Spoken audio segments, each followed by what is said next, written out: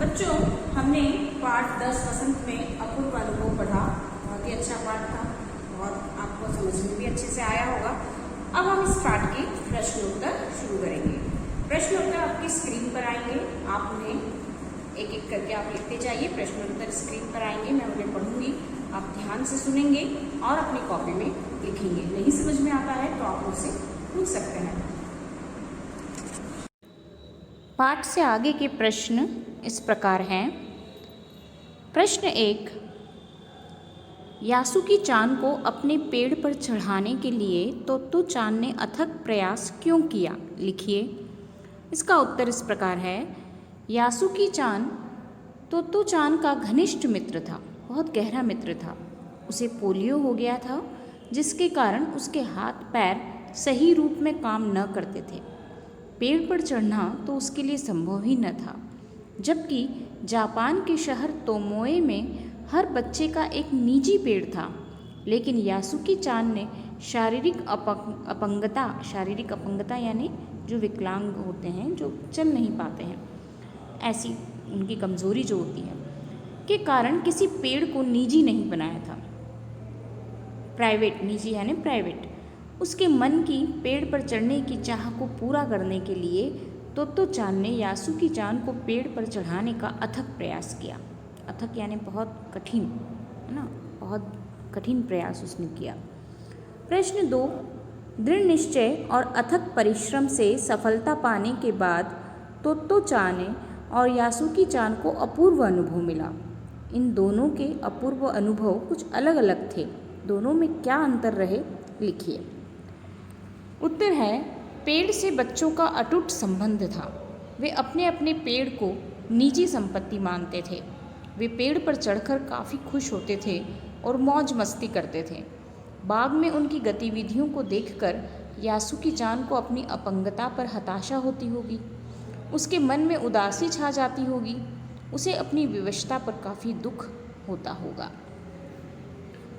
इसके बाद प्रश्न 3 है। पाठ में खोज कर देखिए, कब सूरज का ताप यासुकी-चान और तोत्तो-चान पर पड़ रहा था? वे दोनों पसीने से तरबतर हो रहे थे। और कब बादल का एक टुकड़ा उन्हें छाया देकर कड़कती धूप से बचाने लगा था? आपके अनुसार इस प्रकार परिस्थिति के बदलने का कारण क्या हो सकता है? उत्तर है, पहली सीढ़ी से यासुकी-चान का पेड़ पर चढ़ने का प्रयास जब असफल हो गया तो तोत्तो-चान तिपाई सीढ़ी खींच कर लाई। अपने अथक परिश्रम से उसे ऊपर चढ़ाने का प्रयास करने लगी तो दोनों तेज सूर्य के ताप से पसीने में तरबतर हो रहे थे। बहुत अधिक पसीना उन्हें हो रहा था, पूरे पसीने में तरबतर यानी पूरे गीले हो चुके थे वे। जब यासुकी-चान पेड़ पर चढ़ गया और द्विशाखा पर बैठाने के लिए तोत्तो-चान नन्हे नन्हे हाथों से उसे खींच रही थी तो बादल का टुकड़ा बीच बीच में छाया करके उन्हें कड़कती धूप से बचा रहा था। कड़कती नहीं, कड़कती है यहाँ पे। हमारे अनुसार इस परिस्थिति के बदलने का कारण यह हो सकता है कि तोत्तो-चान के अपने मित्र को खुशी प्रदान करने के इस कार्य से प्रकृति भी खुश होकर उन्हें सुख प्रदान करना चाहती थी। दोनों बहुत कोशिश कर रहे थे और उनकी कोशिश को देखकर प्रकृति भी उनसे बहुत प्रसन्न होकर उन्हें सुख प्रदान करना चाह रही थी।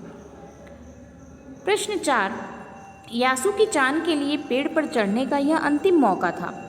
इस अधूरे वाक्य को पूरा कीजिए और लिखकर बताइए कि लेखिका ने ऐसा क्यों कहा, क्यों लिखा होगा।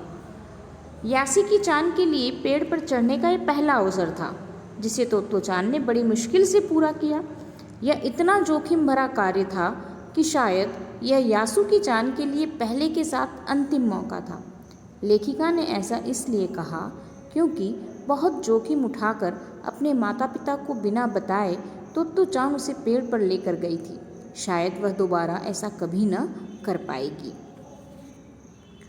इसके बाद पाठ से आगे के प्रश्न हैं। तोत्तो-चान ने अपनी योजना को बड़ों से इसलिए छिपा लिया कि उसमें जोखिम था, रिस्क थी उसमें। यासुकी-चान के गिर जाने की संभावना थी। फिर भी उसके मन में यासुकी-चान को पेड़ पर चढ़ाने की दृढ़ इच्छा थी। ऐसी दृढ़ इच्छाएं बुद्धि और कठोर परिश्रम से अवश्य पूरी हो जाती है। आप किस तरह की सफलता के लिए तीव्र इच्छा और बुद्धि का उपयोग कर कठोर परिश्रम करना चाहते हैं? उत्तर इस प्रकार है। इसमें असत्य नहीं कि तोत्तो चान ने यासुकी चान को पेड़ पर चढ़ाने का कार्य अत्यधिक दृढ़ निश्चय, बुद्धि व कठोर परिश्रम से पूरा किया। मैं अपने जीवन में समाज सुधारक बनना चाहता हूँ। इस हेतु मेरी तीव्र इच्छा है कि समाज में बड़े बुजुर्गों के साथ पारिवारिक अन्याय न हो। मैं अपनी बुद्धि के उपयोग व कठिन परिश्रम से इन लोगों को अधिक से अधिक सुविधाएं प्रदान करवाऊंगा, जिसमें सरकार व समाज दोनों का सहयोग हो। बच्चों, इस प्रश्न का उत्तर आप स्वयं भी लिख सकते हैं। ठीक है, ये उत्तर जो यहाँ दिया गया है ये उदाहरण के लिए दिया गया है कि जो लोग कुछ न लिख पाएँ तो वो इस उत्तर को लिखें। बाकी ऐसा तो नहीं होना चाहिए कि कोई भी कुछ न लिख पाए, क्योंकि आप क्या बनना चाहते हैं, आप किस तरह की सफलता को प्राप्त करना चाहते हैं और उस सफलता को प्राप्त करने के लिए कठोर परिश्रम आप करना चाहते हैं, तो क्या आप करना आप अपने बारे में यहाँ लिखेंगे। ठीक है, तो यहाँ पर आप स्वयं का उत्तर लिखें। ये उत्तर केवल आपको उदाहरण के लिए समझाने के लिए है कि आपको इस तरह का उत्तर देना है। ठीक है, तो आप यहाँ इस पाठ से आगे के पहले प्रश्न का उत्तर स्वयं लिखेंगे। प्रश्न 2 है पाठ से आगे का। हम अक्सर बहादुरी के बड़े बड़े कारनामों के बारे में सुनते रहते हैं, लेकिन अपूर्व अनुभव कहानी एक मामूली बहादुरी और जोखिम की ओर हमारा ध्यान खींचती। यदि आपको अपने आसपास के संसार में कोई रोमांचकारी अनुभव प्राप्त करना हो तो कैसे प्राप्त करेंगे? उत्तर, हम अक्सर बहादुरी के बड़े बड़े कारनामों के बारे में सुनते रहते हैं, लेकिन शारीरिक चुनौतियों से गुजरने वाले व्यक्तियों के लिए चढ़ने उतरने की सुविधाएं कुछ ही स्थानों पर दिखाई देती है, जैसे सरकारी अस्पताल, बसों, रेलवे प्लेटफॉर्म, हवाई अड्डों आदि। हम देखते हैं बच्चों, बहुत सारी बहादुरी के हम बड़े बड़े किस्से सुनते रहते हैं, है ना। तो यहाँ पर जो ऐसा इस कहानी में जो दिखाया गया है कि यासुकी चान जो कि एक विकलांग लड़का था और वह एक शारीरिक चुनौतियों का सामना कर रहा था, तो ऐसे व्यक्तियों के लिए हमारे यहाँ पर भी बहुत सुविधाएं हमें दिखाई देती है ना। कुछ स्थानों पर हमें प्लेटफॉर्म वगैरह पर उनके लिए सीढ़ियाँ वगैरह स्पेशल लगाई जाती है ना, लिफ्ट लगाई जाती है, ताकि उन्हें चढ़ने और उतरने में कोई परेशानी न हो। अनुमान और कल्पना। अनुमान और कल्पना के प्रश्न इस प्रकार हैं। अपनी माँ से झूठ बोलते समय तोत्तो चान की नज़रें नीचे क्यों थीं? इसका उत्तर इस प्रकार है। अपनी माँ से झूठ बोलते समय तोत्तो चान की नज़रें नीचे इसलिए थी कि उसकी चोरी पकड़ी न जा सके, और अपने अपराध के कारण उसकी नज़रें नीची थी। उसे यह डर सता रहा था कि अगर वह झूठ पकड़ लेगी और फिर उसे जाने नहीं देगी।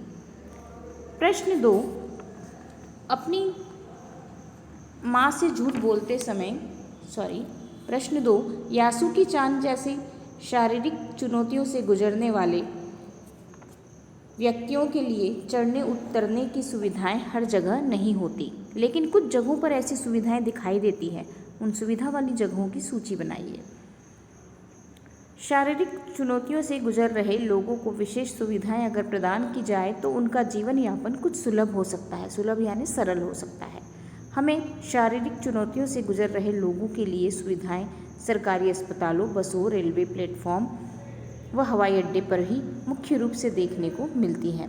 कई बार विशेष सभाओं में से भी विकलांगों को बैठने हेतु अलग स्थान प्रदान किया जाता है।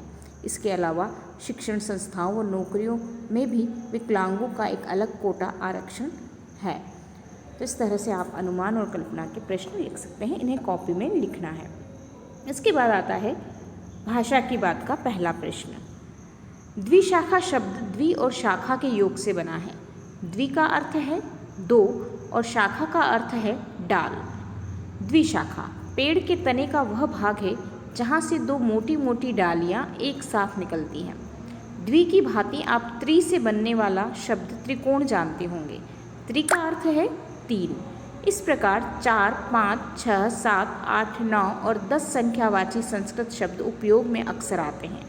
इन संख्यावाची शब्दों की जानकारी प्राप्त कीजिए और देखिए कि क्या इन शब्दों की ध्वनियाँ अंग्रेजी संख्या के नामों से कुछ कुछ मिलती जुलती है, जैसे हिंदी 8, संस्कृत 8, अंग्रेजी 8। तो यहाँ पर हमें इन संख्याओं के दोनों रूपों को लिखना है, संस्कृत और अंग्रेजी रूप। 2 का द्वि 2, संस्कृत में द्वि, अंग्रेजी में 2। 3 3, 5 पंच 5, 6 षष्ठ 6, 7 सप्त 7, 9 नवम 9। यह प्रश्न भी आपको कॉपी में करना है, ठीक है। प्रश्न 2 है, पाठ में ठिठियाकर हंसने लगी, पीछे से धकियाने लगी जैसे वाक्य आए हैं। ठिठियाकर हंसने के मतलब का आप अवश्य अनुमान लगा सकते हैं। ठीक हंसना या ठट्ठा मारकर हंसना बोलचाल में प्रयोग होता है। इसमें हंसने की ध्वनि के एक खास अंदाज की हंसी को विशेषण बना दिया गया है। साथ ही ठिठियाना और धकियाना शब्द में आना प्रत्यय का प्रयोग हुआ है। इस प्रत्यय से फिल्माना शब्द भी बन जाता है। आना प्रत्यय से बनने वाले 4 सार्थक शब्द लिखिए। तो ये आपको स्वयं करना है, ठीक है। इस प्रश्न का उत्तर आप स्वयं लिखेंगे। आना प्रत्यय का प्रयोग करके 4 शब्द आप बनाएंगे। तो ये सभी प्रश्नों के उत्तर आपको अपनी कॉपी में करना है। पाठ से आगे के चारों प्रश्न, पाठ से के चारों प्रश्न, पाठ से आगे के दोनों प्रश्न, अनुमान और कल्पना के दोनों प्रश्न, भाषा की बात के दोनों प्रश्न, ये सभी प्रश्नों के उत्तर आपको अपनी कॉपी में लिखना है। तो आज आप प्रश्नोत्तर लिखेंगे अपनी कॉपी में। और भी यदि कोई दिक्कत आती है, नहीं समझ में आता है, तो आप मुझे मैसेज कर सकते हैं।